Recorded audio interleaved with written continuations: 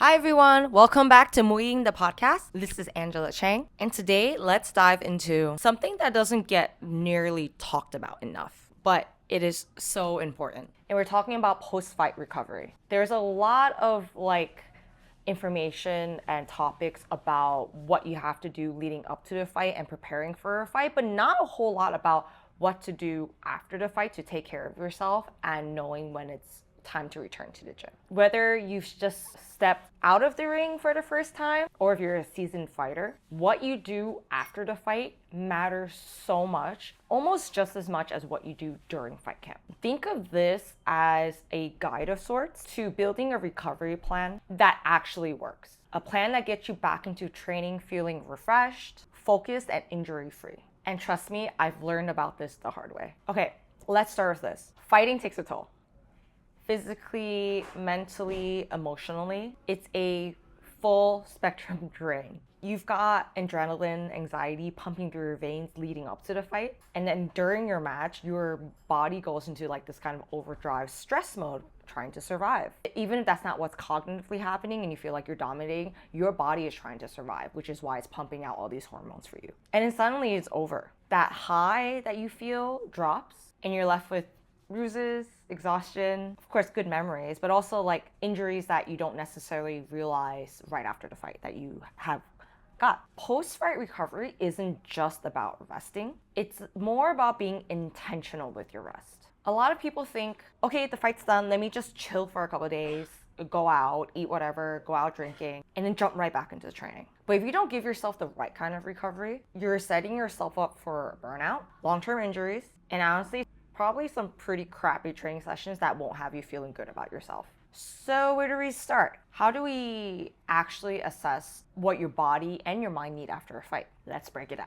The first step in creating a recovery plan is gathering what I like to call your post-fight metrics. This is essentially checking in with yourself and asking, how am I really doing right now? And we're not just talking about physical injuries oh, my ankle hurts or my shin is swollen, because although those are obviously important, but we're going to dig a little bit deeper. Here are the 4 areas that you want to evaluate. The first area is physical recovery. Start with the basics.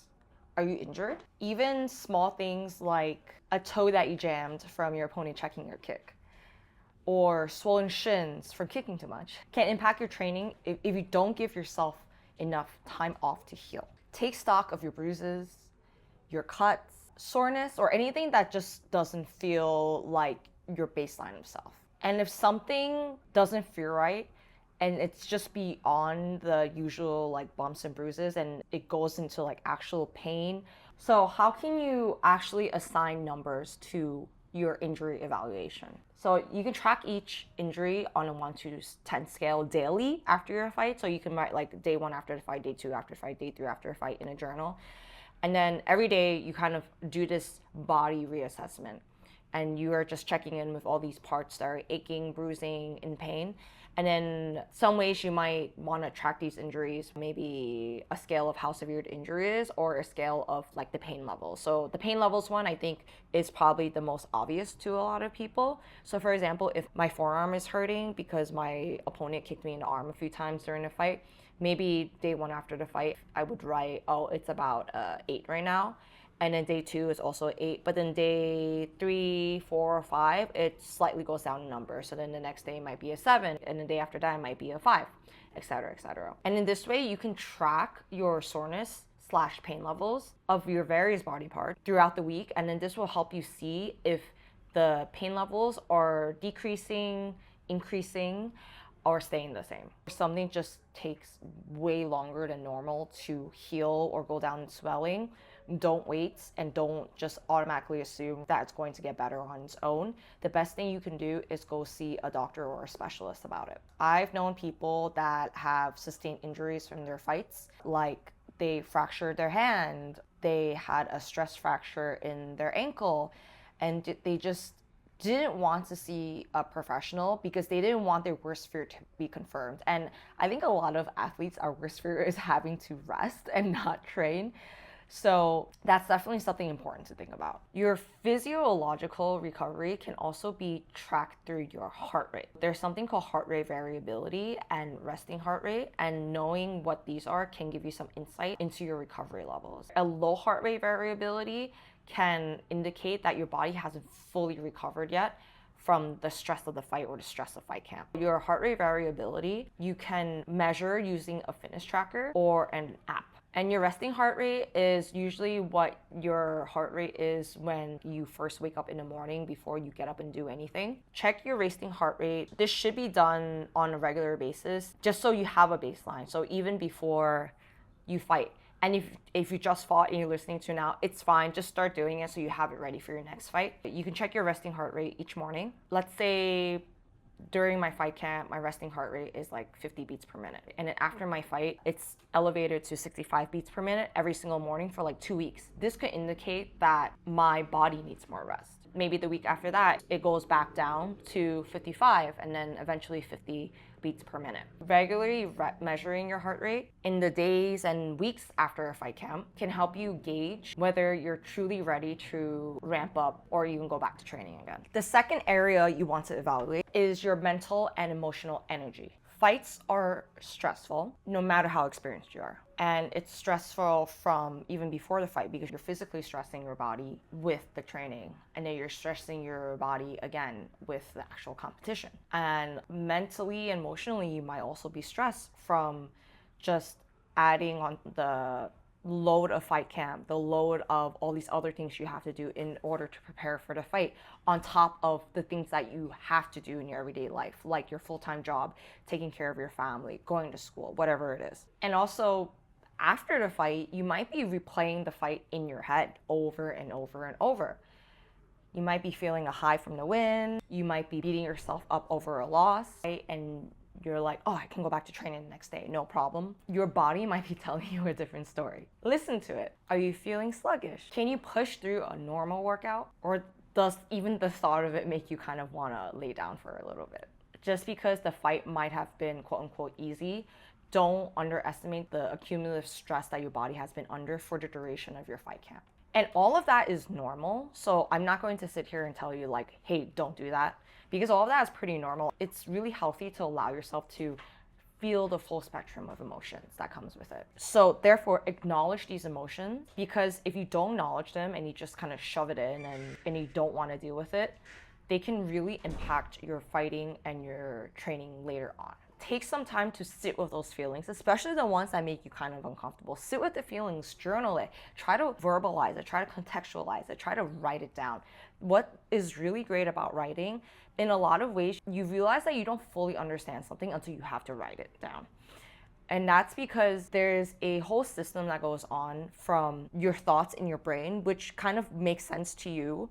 But then when you have to write it down, it's in a way you're kind of explaining it to someone else, but that someone else is yourself. Which is why sometimes people want to become better at something, is that they start to teach it, because when they have to verbalize it and put it out into the world, it's not something that just makes sense into their head. They really need to understand and be able to grasp the concepts of it in order to explain it and really teach it to someone else. So journal, talk to your coach, talk to the teammates that you trust. And if you don't want to do any of those for any reason, really, I cannot overstate this. Sit with it and just take the time to reflect at what's happening internally. How do you assess your emotional and mental state? With numbers. So you can use something called an emotional readiness score. So again, let's go back to that 1 to 10 scale. You can ask yourself every day, how excited do I feel about returning to training? Mark down a number. You can also use the 1 to 10 scale to track your energy levels, noting if you feel drained, neutral, or energized throughout the day, days after your fight. And you can also track your stress and anxiety levels. How stressed or anxious do you feel, especially in the context of going back to the gym to train or facing future fights? Implementing some self-awareness and regular check-ins can help you avoid burnout or returning too soon. And fourth area would be hunger and nutrition. Check in with your eating habits. After a fight, your appetite might be all over the place, especially if you had to cut weight in drastic measures. Some people rebound really hard after they fight and they go through what we call post-fight binges and they eat everything in sight, while others might lose their appetite overall because they're not training as much as they used to during fight camp. Neither is right or wrong, but if you are veering in the direction of compensatory behaviors, like feeling like you need to exercise all the extra calories off, or feeling so deprived during fight camp that you feel like if you don't eat everything in sight right after your fight, you're never going to get the chance to eat it again, I would proceed with caution. Is probably the best way to put it. Proceed with caution, because those are creeping into disordered eating territory. I'm not diagnosing you with an eating disorder, but definitely creeping into disordered eating territory. And it's sad because a lot of this is normalized in the fight community. And if you want more on this, I have talked about this in my podcast episode called How to Cut Weight Easier, or something along those lines. I will put it in the show notes for anyone who's interested in listening to that. But you do want to find the balance, even after fight camp, where you are feeling your body property that's balanced, right? So it's not in the territory of eating everything in sight because I feel so deprived and this is the only time I can eat it. And it's not in the territory of like, oh, I'm not really training, therefore I can't eat. Yes, you still need to eat your vegetables outside of fight camp. Here are some metrics that you may choose to track when it comes to nutrition. You can look at your daily hydration levels by tracking how much water you're drinking. Aim for a daily intake of water that supports your recovery. And you should always account for your decreased activity levels. So if you're not training as much during the week after your fight, you probably don't need to be chugging as much water as you were when you were sweating a lot. So do account for that, because drinking too much water is a thing. But you can also note the quality of your meals by kind of writing down the number of quality foods in the meals that you eat. For example, if it's after my fight and I really want to eat some pizza, but then the pizza has like some broccoli on it, I'll probably write like, I don't know, 15%, 15% quality food. Although I do also want to say there's nothing inherently like good or bad about food in general, no matter how processed it is. But it's just good way to kind of know where you're currently sitting with whole nutrient dense foods. And I like to aim for like 80% whole foods with like 20% flexibility. So this might not be like every single meal, but maybe throughout my entire week or like throughout an entire day, this will be how it looks like. You can also take note of your energy levels after you eat. How do you feel after you eat? Are certain foods giving you more energy, making you feel good about yourself? Are there any that make you feel really sluggish and like, oh, I shouldn't have eaten that? After you evaluate these areas, what you want to do next is design a recovery plan that suits you. Once you've gathered these metrics from the 4 areas that I have talked about, it's time to use that to build this recovery plan. And of course, it's not a one-size-fits-all solution, which is why I'm not telling you exactly what to do. I'm telling you to take stock of how you feel and what hurts after your fight. Your plan should always be based off your specific needs and how your body is feeling. I am someone over the internet who, yes, has a lot of knowledge on this topic and a lot of experience in Muay Thai, but also I can't just subscribe a plan to everyone. So if you have been a fan of my content for a while, you do know that I am a huge proponent and I encourage everyone to think critically and apply to your own life what you find useful. Here's one way you might decide to design your recovery plan.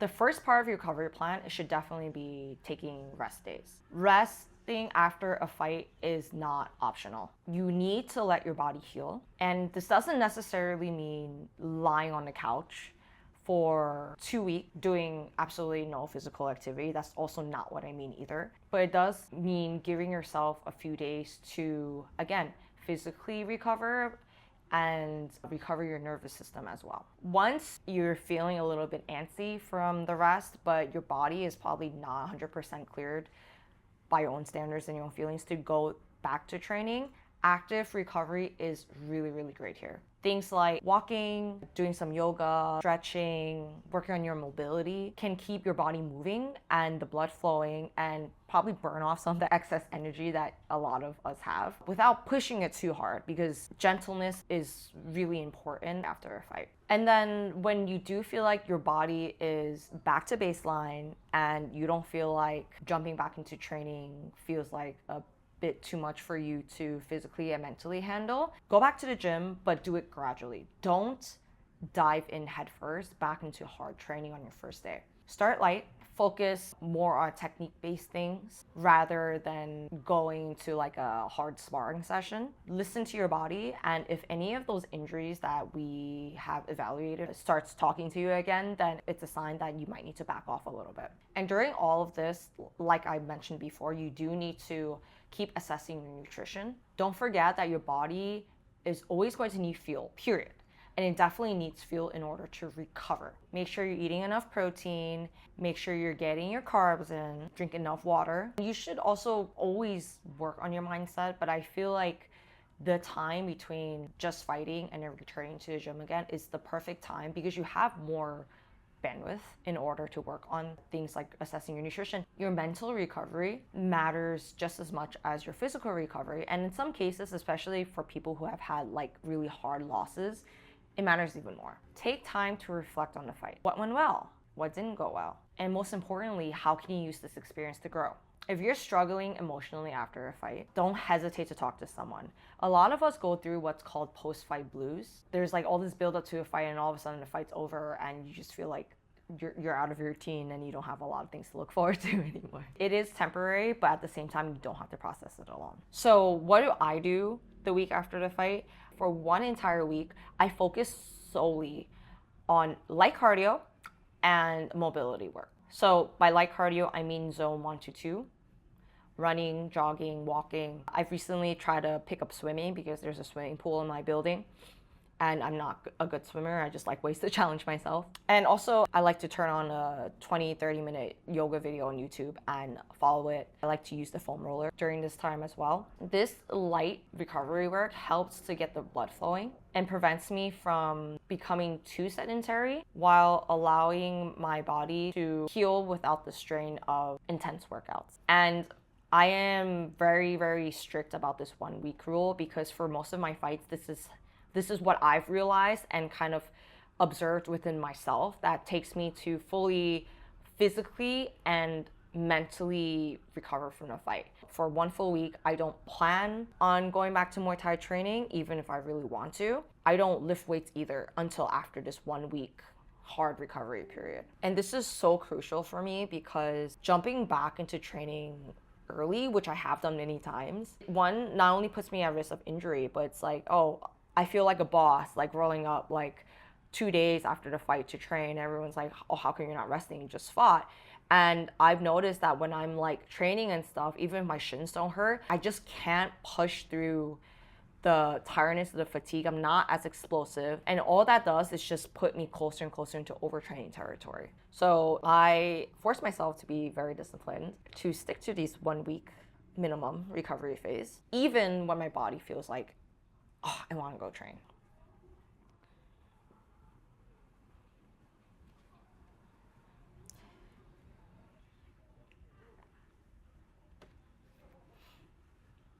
When you analyze fight footage and get feedback from your coaches, you should always write this down because this is valuable information. So I track this kind of feedback in a Muay Thai journal, so I have it all in one place if I ever want to reference it in the future. I track areas for improvement. I write down the key areas that need improvement based off the footage that I watch and my coach watches. So it could be like, oh, I need to be better at blocking low kicks. I need to be better at stringing together longer punch combinations.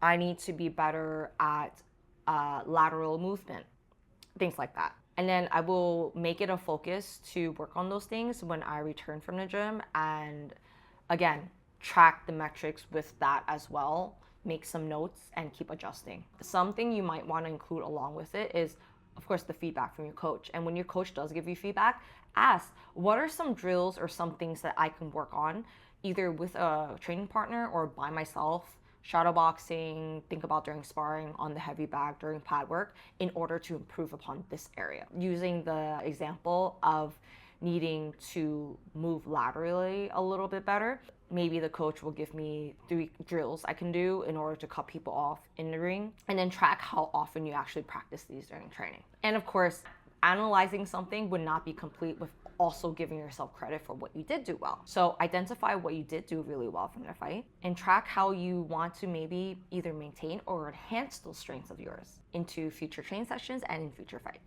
And above all, when you are just kind of figuring out when you should be returning to training, everyone should have a symptom checklist, especially for things like concussions. Track concussion symptoms or possible symptoms of a concussion. So this can include headache, dizziness, nausea, confusion, memory problems that aren't already there. And track these symptoms daily after the fight to see if they're improving or worsening. And you always want to compare this to baseline, so before the fight happened. If you have a concussion, you should always track how long you have rested. So when a doctor asks you, another health profession asks you, so how many days did you take off before you went back to training, you have a number ready to tell them. And with concussion protocols, it's so important to keep the brain from like shaking. So don't return back to training early before you are ready, because even things like pad work, bat work, even if you're not sparring and stuff, just the impact of your body hitting something else, it does make your everything shake. I remember just having a regular headache, nothing to do with concussion, but just having a headache and then like having to do our elbows really hard, it made the headache worse because like I feel like my whole body and my brain was shaking. Make sure that you get full clearance if you do have a concussion from a health professional before you go back to training. And when you are getting the clearance, ask, what can I do during training? So to wrap it up, post-fight recovery isn't just about healing your body. It's about giving yourself the physical, mental, and emotional space to come back stronger and better. By tracking injuries, emotional state, and metrics like heart rate variability, you can make sure you're truly ready to return to training rather than push yourself in because you feel like that's what you have to do. If you're serious about long-term success, you need to give yourself the tools and the time to recover fully. That way, when you do step back into the gym, you'll be ready to take on the next challenge. So I'm currently working on a set of worksheets that you will be able to print out in order to do these metrics, but I don't know how long that's going to take. When it is ready, I will update the show notes and put it in, and you also see me post about it on my social media and my websites and stuff. But do keep in mind that you can start everything I'm talking about right now just from taking a notebook, taking a journal, whatever, and just creating a chart. Create a chart of the metrics that you want to track. You can even categorize them from the areas that we talked about, and then draw yourself like little grids in order to write numbers so you can end the dates and stuff like that. So I hope this was helpful. Thank you so much to Daniel Chen for requesting this topic. I think it's a really, really great topic to talk about. It also just makes things so objective. And if you have any questions or topic requests, let me know. I will see you in the next episode.